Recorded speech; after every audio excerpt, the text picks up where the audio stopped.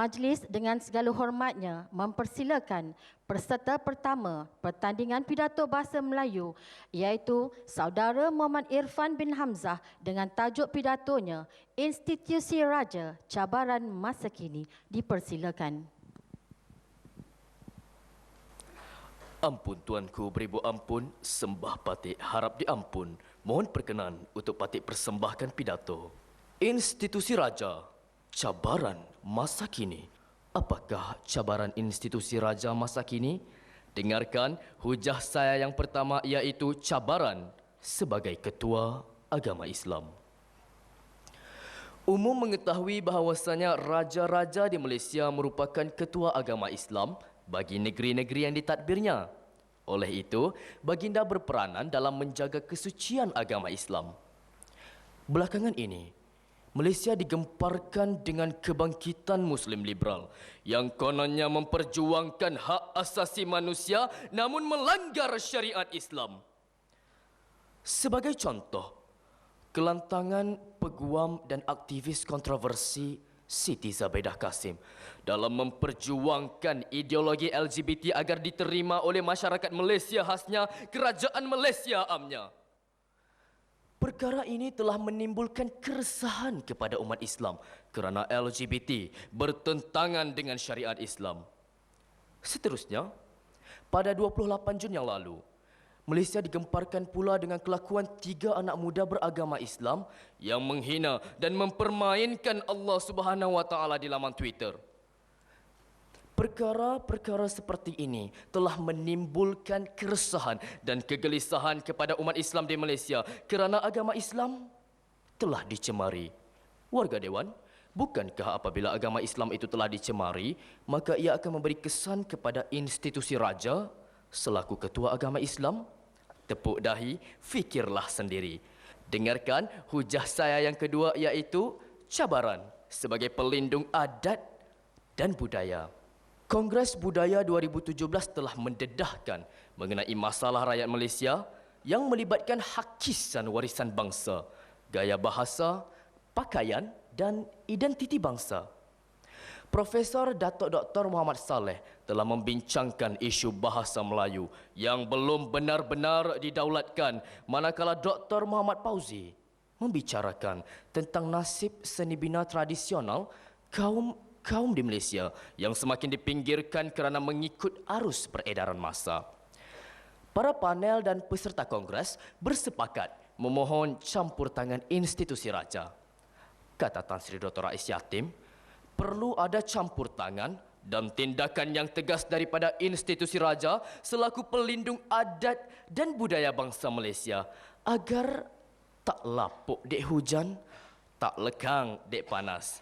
Nah, inilah antara cabaran institusi raja masa kini, iaitu melindungi adat dan budaya bangsa Malaysia agar terus kekal relevan sepanjang zaman. Hadirin, dengarkan hujah saya yang ketiga iaitu cabaran dalam mendepani penghinaan terhadap institusi raja. Warga Dewan, ayuh kita imbau sejenak. Peristiwa penghinaan institusi Kesultanan Perak Darul Rizwan yang berlaku pada tahun 2017. Seorang pelajar tingkatan 6 yang bersekolah di Muar, Johor telah ditahan dan didakwa di bawah Seksyen 233 Akta Komunikasi dan Multimedia 1998 kerana menghina Duli Yang Maha Mulia Paduka Seri Sultan Perak Darul Rizwan Sultan Nazrin Muizzuddin Shah Ibni Almarhum Sultan Azlan Muhibbuddin Shah Al-Mafurlah di laman Twitter. Pelajar ini telah didenda RM5,000. Seterusnya, masih ingatkah lagi kita akan seorang remaja lelaki yang ditahan dan dikekalkan di jubana sehingga berumur 21 tahun kerana didapati bersalah menghina Tunku Mahkota Johor. Hadirin, inilah antara cabaran getir institusi raja masa kini, iaitu penghinaan terhadap institusi raja yang dapat diklasifikasikan sebagai penderhakaan kepada raja. Warga Dewan, bukankah Tun Mutahir pernah bersumpah adat Melayu tidak pernah menderhaka?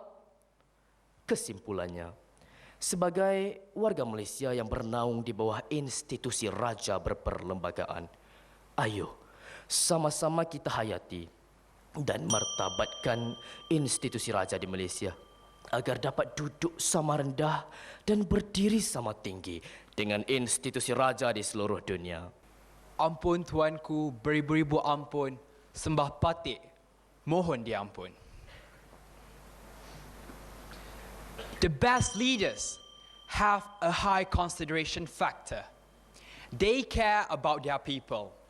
Once quoted by Brian Tracy. Welcome and good evening to everyone present in this magnificent hall. In today's speech, I will be speaking on the roles and challenges of the Royal Institution. There are many roles of the Royal Institution, but today I will be focusing on two of them. The first role of the Royal Institution is the empowerment of the Malay language. His Royal Highness Sultan Nazir Muizzuddin Shah of Perak once stated, "How ironic and peculiar for someone who identifies himself as a Malaysian, who enjoys and experiences the privilege of being a Malaysian, but is not able to read, write, speak, and understand the Malay language, which is our national language." More than that, not a long time ago, when His Royal Highness Sultan Sharafuddin Idris Al-Hajj of Selangor had a meeting with Datuk Seri Anwar Ibrahim to advise the incumbent government to uplift the use of the Malay language within the societies of Malaysia. This proved to us on how undeniably committed our rulers are in encouraging the use of the Malay language as it is our national identity. Many youth nowadays refuse to be talking in the Malay language as it is deemed as old school. This mentality needs to be stopped from this very second, and every stakeholder needs to play their role in encouraging the use of the Malay language because it represents us as devoted Malaysians who have a profound love for the country. Next, the second role of the Royal Institution is the concern and willingness to help the people. The people may have to undergo severe difficulties, but that does not stop the Royal Institution to come and give help in various forms, such as donations, lending a helping hand, and spreading awareness. The Johor Sultanate, since its reign of its second ruler in 1899, Almarhum Sultan Sir Ibrahim Ibn Almarhum Sultan Abu Bakar, has always donated allowances allocated by the state government to help the Johor people. Apart from that, the people were also a factor for His Royal Highness Sultan Nazir Muizzuddin Shah of Perak to embark on an extensive doctoral study of the GDP of Malaysia to better understand and to further engage on issues regarding the livelihood of the people. Ladies and gentlemen, the bond between the people and a ruler is vital. A ruler may have all the money in the whole wide world, but the support from the people is what a ruler treasures most to drive the nation to excellence in every sector. So those are the roles of the Royal Institution. Now, let us proceed with the current challenges needed to be faced by the Royal Institution. The first challenge is the circulation of fake news. The circulation of fake news is so frequent these days that it can jeopardize one's reputation and dignity. A handful of people have been the victims of this horrendous act, including the Royal Institution. Next, the second challenge of the Royal Institution is the disrespectful remarks thrown at them. A few months ago, a protest was held in front of Istana Negara by a group of non-governmental organizations activists to showcase their dissatisfaction towards a portion of Malaysians who have expressed their disrespectful remarks towards the king. The king has also stated in his Hari Raya Aidilfitri message that no Malaysian should take the Royal Institution lightly in the practice of the constitutional monarchy. As a conclusion, ladies and gentlemen, we all have to respect and protect the royal institution, because they are our respectable rulers and they are a symbol of unity. I may be standing up here speaking English, but that does not mean I will ever downgrade the beauty and the importance of the Malay language, because I know the vitality of the language. Ampun tuanku, beribu-ribu ampun. Sembah patik mohon diampun.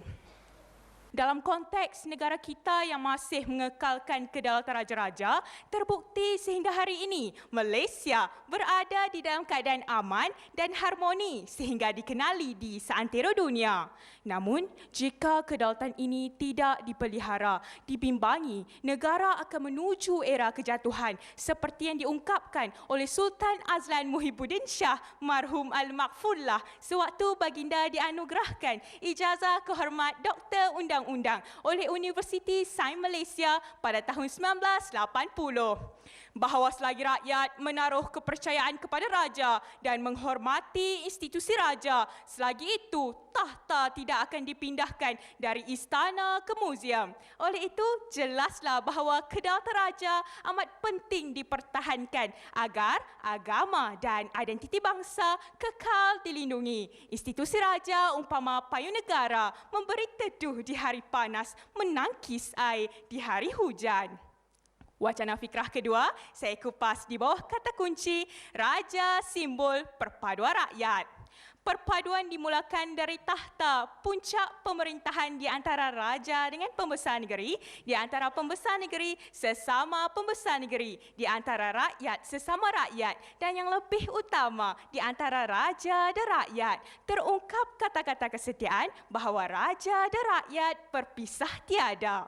Dalam dinamik politik yang sedang berlaku pada hari ini, raja bertanggungjawab menjaga dan memelihara kedudukan istimewa orang Melayu, masyarakat anak negeri Sabah dan Sarawak serta kepentingan kaum-kaum yang lain. Bertambah penting bagi raja untuk berada di atas segala yang berlaku supaya dalam keadaan berlakunya krisis, institusi raja mampu memberikan pandangan, nasihat dan teguran yang mencerminkan keadilan tanpa memihak. Oleh itu, jelaslah bahawa kesetiaan kepada raja dan negara merupakan prinsip kedua daripada 5 prinsip yang terkandung di dalam rukun negara yang menjadi ideologi nasional kita semua agar perpaduan dan keharmonian terus dikecapi masyarakat di Malaysia. Kesimpulannya, institusi raja umpama payung negara memberi naungan saksama kepada setiap warganya tanpa mengira kaum, agama, adat dan budaya.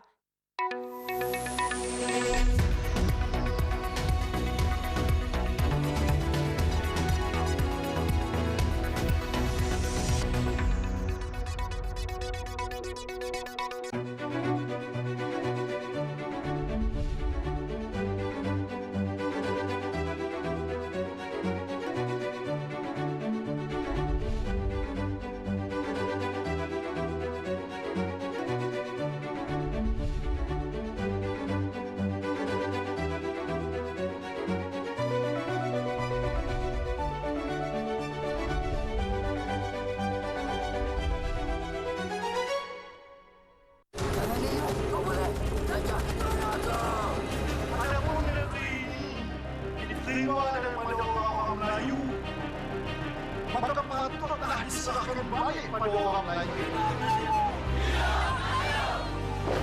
Aku dah tak ada apa-apa yang penting dalam hidup aku, melainkan kerja aku dan sekarang ni korang semua. Semarakkan semangat patriotik anda pada setiap Sabtu jam 9 malam.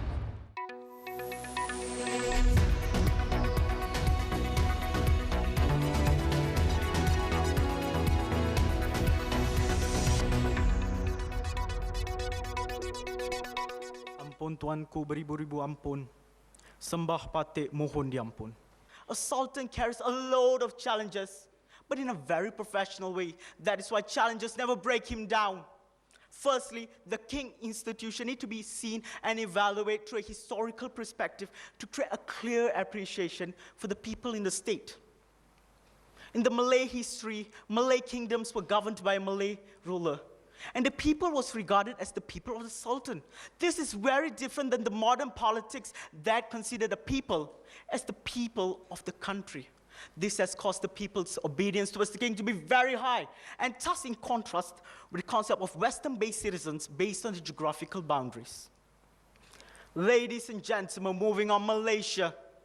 Coexisting peaceful despite being a multiracial and multi-religion is a symbol of unity. Malaysia, as you all know it, is an Islamic country. And the sultans are the head of Islam in their own state. The challenge here, ladies and gentlemen, is maintaining the special status of Islam despite being in a multiracial environment. The sultans has to ensure that the sensitivity of all religion, all race is being taken care. And I stand here proudly saying that Perak is indeed peaceful because my sultan has successfully done that. As a conclusion, ladies and gentlemen, we are indeed blessed to have a wise and brave sultan who faces a lot throughout the day, month, year to keep our state safe and sound. So we as Perakians should not destroy that. Hopefully Perak continue to prosper and prosper under the umbrella of the Sultan of Perak. And that is indeed my sultan. Ampun tuanku. Ampun tuanku, beribu-ribu ampun. Hadirin dan hadirat sekalian, hayatillah. Raja berperlembagaan, legasi pembina negara. Begitulah maudhu pidato yang akan saya sampaikan pada malam yang mulia ini. Saudara dan saudari, raja berperlembagaan membawa maksud sejenis kerajaan yang ditubuhkan di bawah satu dokumen yang mengandungi semua susunan peraturan dan undang-undang dasar negara. Manakala apabila kita berbicara tentang legasi pembina negara, kita seharusnya sedar bahawa dalam membentuk sebuah negara berdaulat, terdapat 4 peringkat. Yang pertama dimulai dengan bangsa, kemudian diikuti dengan negara, kerajaan dan perlembagaan. Keempat-empat komponen inilah yang menjadi tanggungjawab institusi raja dalam memastikan keharmonian negara terus terpelihara. Berkaitan dengan badan perundangan, raja akan memainkan peranan penting, terutamanya apabila keadaan politik menjadi semakin genting. Misalnya, apabila berlakunya ketiadaan bilangan kursi majoriti selepas pilihan raya diadakan dan kemungkinan wujudnya bibit-bibit pertelingkahan antara parti politik. Oleh itu, menjadi satu perkara yang amat penting bagi seorang raja untuk berkecuali daripada mana-mana institusi politik agar setiap titah perintah sultan dapat diterima oleh masyarakat kerana diyakini tidak menyebelahi mana-mana pihak berkepentingan. Buktinya, kita dapat lihat peranan Sultan Perlis, Sultan Said Sirajuddin Putra Jamalul Lail dalam menyelesaikan krisis perlantikan Menteri Besar Perlis baru-baru ini. Hal ini membuktikan institusi raja berperanan penting dalam mengimbangi kegawatan politik. Namun, hari ini, institusi raja semakin tergugat. Mengapa? Dengarkanlah indikator saya yang ketiga, raja berdaulat, tanggungjawab rakyat. Hadirin, pada tahun 2014, seorang lelaki telah mengaku sebagai keturunan para Meswara dan menuntut untuk menjadi Sultan Melaka. Kemudian, pada tahun 2016 pula, seorang ahli perniagaan berusia 55 tahun mengaku sebagai Sultan Baharu. Tidak cukup dengan itu lagi, akhbar utusan Malaysia turut melaporkan individu yang mengiktiraf dirinya sebagai Maharaja kita dengan menggunakan gelaran Yang Mulia Seri Paduka Diraja. Dan banyak lagi kes-kes raja palsu ini berlaku.